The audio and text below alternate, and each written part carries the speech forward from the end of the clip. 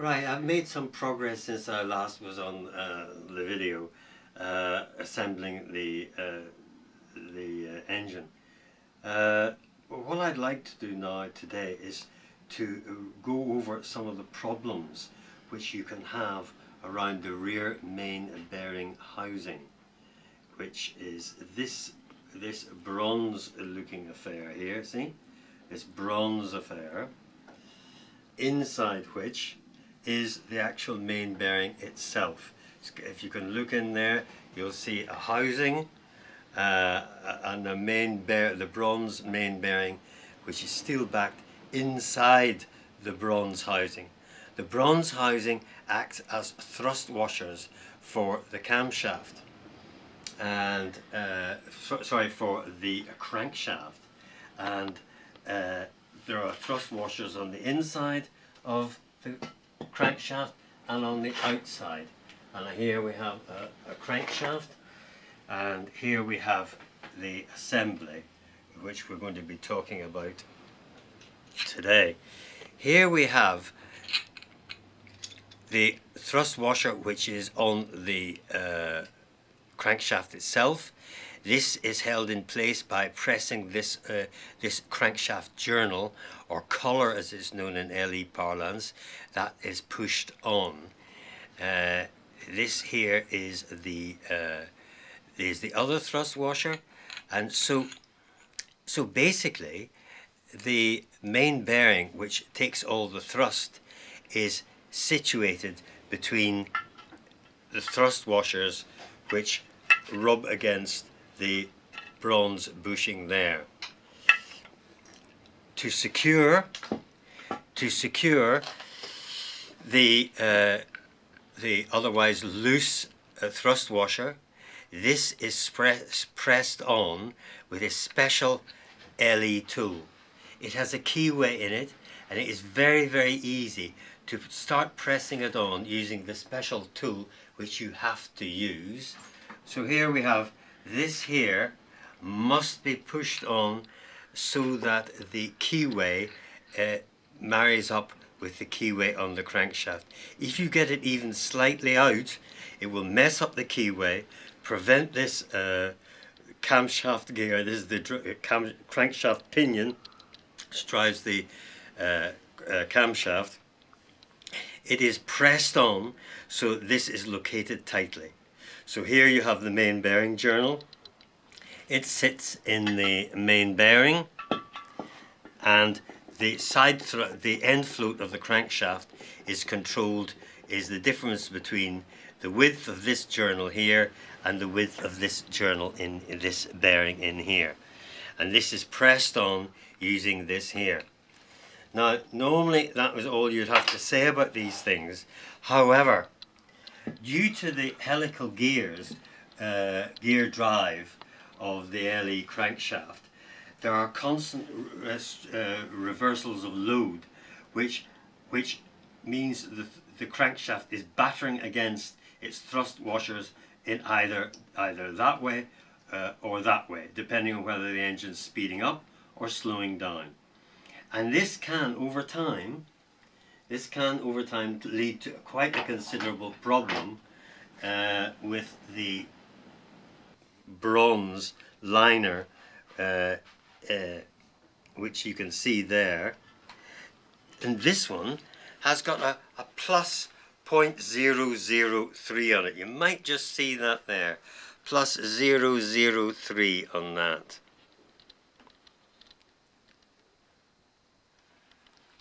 That means at some time or another this collar has come loose and is allowing the whole crankshaft, never mind the end float, it's allowing the crankshaft to waddle backwards and forwards all over the place. This has been rectified in this case by making a plus 0.003 thou insert into which goes the bearing itself. All what I'm saying now, if this isn't clear, is shown on the LE Velocette technical notes, and this is explained in great detail. Now, and they suggest that to secure this bearing retaining bronze ring, to retain it in place and to make sure it doesn't move, it should have small grub screws inserted there and there, which prevent this from ever moving again. So that covers all that, and as I said, I've continued working on the other engine. This is the spare engine. I've continued working on the other engine, and we'll see how far we've got now if we turn round and we start looking at the engine on the bench. Here we have the crankshaft installed. This is a wooden block which is used to tighten the reduction gear nut here, and it's important that you lock the crankshaft with the nearest web to where you're tightening up, otherwise it might impart a twist to the whole crankshaft. So you always chuck it on the web that's nearest the thing here. So that is basically the bottom end of the engine rebuild. The camshaft is now in place, and this camshaft here has a mark on it, and this must line up with a dot on the on this here, or the keyway on this, either one or the other. There's the keyway there. We'll take this off here and we'll just show you where this is.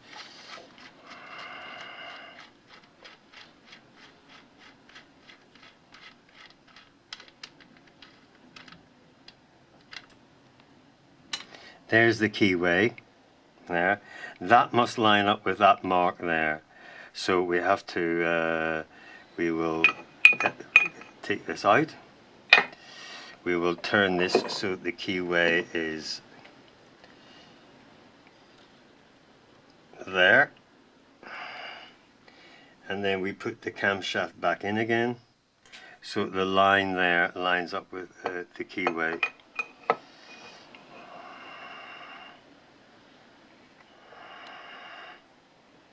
Just to mention, to go back to the rear main bearing housing issue, if this has come loose at any time, the position of this housing, which also acts, as I've mentioned before, as the thrust faces for the thrust washers and the crankshaft, if this is too far towards the front of the engine, then the front webs may start rubbing against the flywheel housing, which goes in here. I'll just show you the flywheel housing.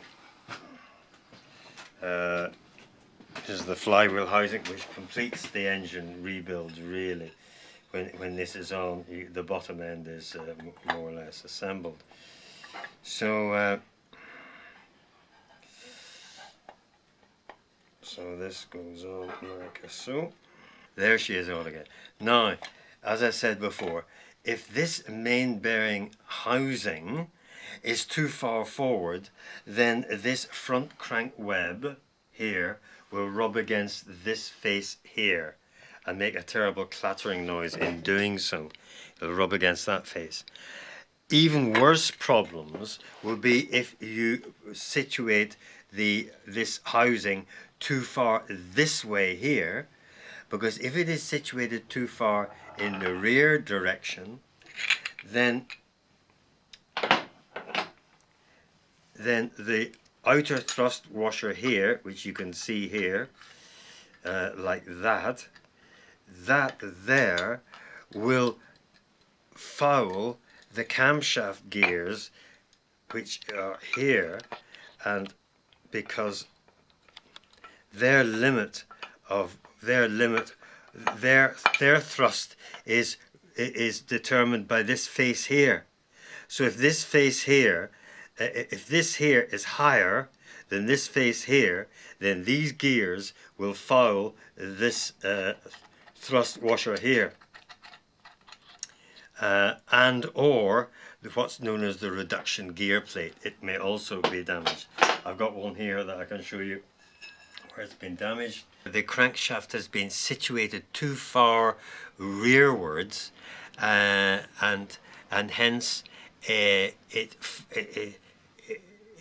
too far this way, and it's been fouling. This is the reduction gear plate, and it's been fouling that, and you can see it's cut into the metal there, and there's the little oil hole that sprays the gears with oil as they go round, that little oil hole there. And you can see that the whole thing has been compromised by the fact that the crankshaft has been in the crankcase in essentially not quite the right place. There's the camshaft thrust washer, the other side of the thrust washer. I've previously mentioned that its main thrust washer, main thrust face, is on the crankcase itself. So that goes there. So that's just an example of a damaged one.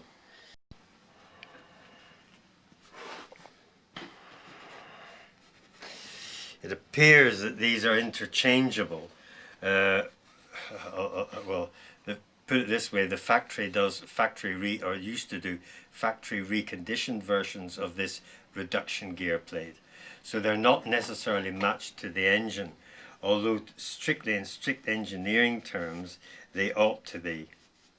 They really ought to be, because this bearing here fits on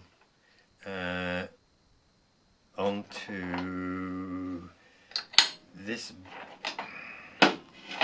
When this is on the crankshaft, this is called this here.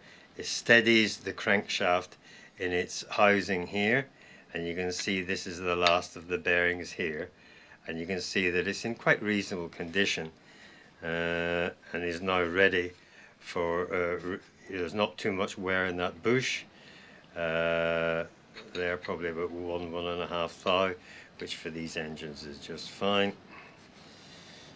This will need a good clean before I fit it, so that's the next stage, cleaning this and then fitting the reduction gear plate.